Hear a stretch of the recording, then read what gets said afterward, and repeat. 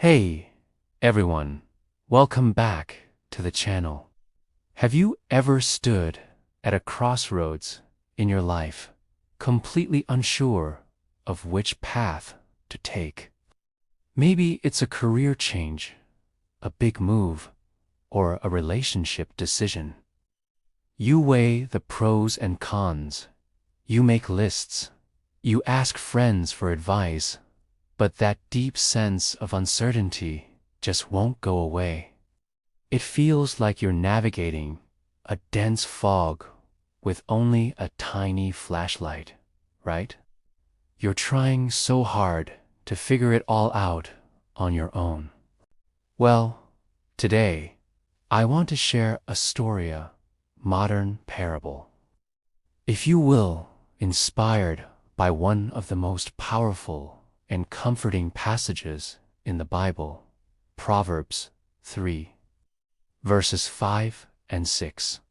It says, "Trust in the Lord with all your heart and lean not on your own understanding. In all your ways submit to him, and he will make your paths straight." This isn't just an old saying. It's a practical guide to our lives. So, let's bring these words to life.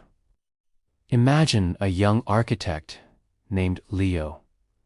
Leo was brilliant. From a young age, he could see buildings in his mind before they ever existed on paper.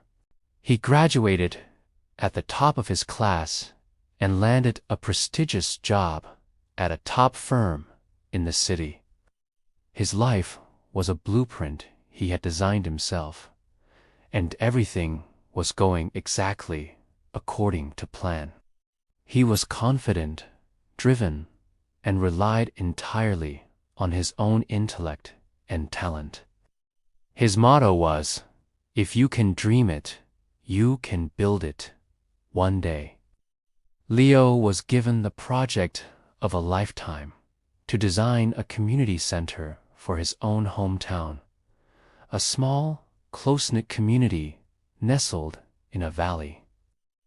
This wasn't just another building for him. It was personal. This was the town where he grew up, where he learned to ride his bike, where his family still lived. He wanted to create a masterpiece, a legacy that would stand for generations. Leo threw himself into the work. He spent weeks drafting intricate designs, calculating every angle, and selecting the finest materials. His design was a modern marvel of glass and steel, a testament to his own skill and vision. It was sleek, impressive, and would surely win him awards. When he presented his initial blueprints to the town council, they were impressed by his talent, but also a little hesitant. An older council member, a kind woman named Mrs. Gable, gently asked, "Leo, it's a beautiful design, truly. But have you walked the land? Have you spoken to the people who will use the center every day?"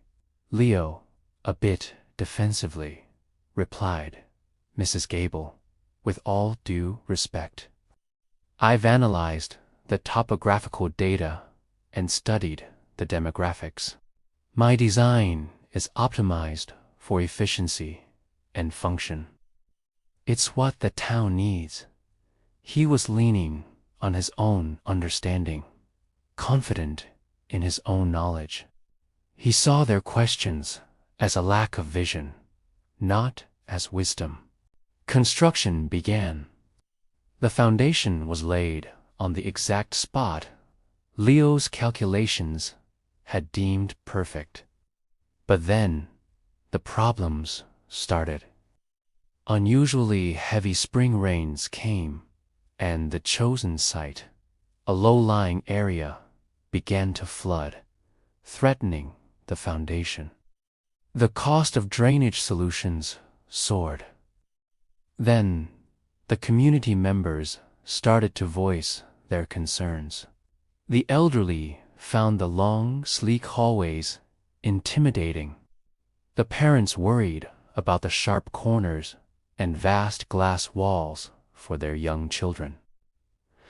The artists complained there was no natural light in the basement studios Leo had designed. Leo's perfect blueprint was failing in the real world. Delays mounted, costs skyrocketed, and the community's excitement turned into frustration. Leo was stressed, working day and night to fix the cascading problems, but every solution he engineered seemed to create a new issue. His confidence crumbled, replaced by anxiety and doubt. He had relied solely on his own understanding, and his path, which once seemed so clear, was now a chaotic mess of construction, delays, and community complaints. One evening, feeling utterly defeated, Leo walked away from the chaotic construction site and hiked up a hill overlooking the town. He sat on an old stone wall, the same one he and his friends used to sit on as kids. He pulled out his crumpled blueprints, a symbol of his failing ambition. He had trusted in his own heart, in his own talent, and it had led him here to a place of failure. Just then, he heard a gentle voice. "It's a tough spot to build on, isn't it?" It was Mrs. Gable, out for her evening walk. She sat down beside him, not with an "I-told-so" look, but with one of genuine compassion. She pointed to a different plot of land, a little higher up the hill, nestled among a grove of old oak trees. "You know," she said, "my grandfather used to say, that land right there is the firmest in the whole valley. The sun hits it just right in the morning, and it's protected from the wind." The old-timers always knew it was a special place. Leo looked at the spot. He had dismissed it in his initial analysis because the terrain was slightly uneven, making the foundation more complex to design. It wasn't the perfect spot, according to his textbooks. Mrs. Gable continued, "Sometimes, Leo, the best plans aren't the ones we draw up in our heads. They're the ones we discover when we're willing to listen. To the land, to the people, and to that quiet voice inside that guides us when we're humble enough to hear it." In that moment, something shifted in Leo. He realized he had been trying to force his will onto the world instead of working with it. He had leaned so heavily on his own understanding that he had become deaf to the wisdom around him and blind to the path God was trying to show him.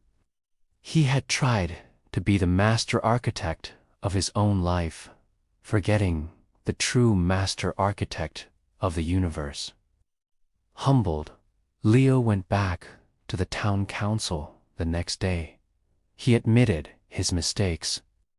He didn't come with new calculations or technical jargon. He came with a listening ear. He spent the next 2 weeks not in his office, but in the town. He had coffee with the seniors, played with the kids in the park, and talked to the local artists. He submitted his ways to them, and in doing so, he was submitting his ways to God. a new plan emerged. It wasn't just Leo's plan, it was the community's plan. They decided to move the site to the spot Mrs. Gable had pointed out. The new design was different. It was warmer, with wood from the local forest, big windows facing the morning sun, a gentle, circular layout, and a garden where the seniors could plant flowers. It was less of a monument to Leo's ego and more of a home for the community as heart. The rest of the construction wasn't magically easy, but it was different. People from the town volunteered to help. The path became clear. When they hit a patch of stubborn rock, an old farmer knew exactly how to deal with it.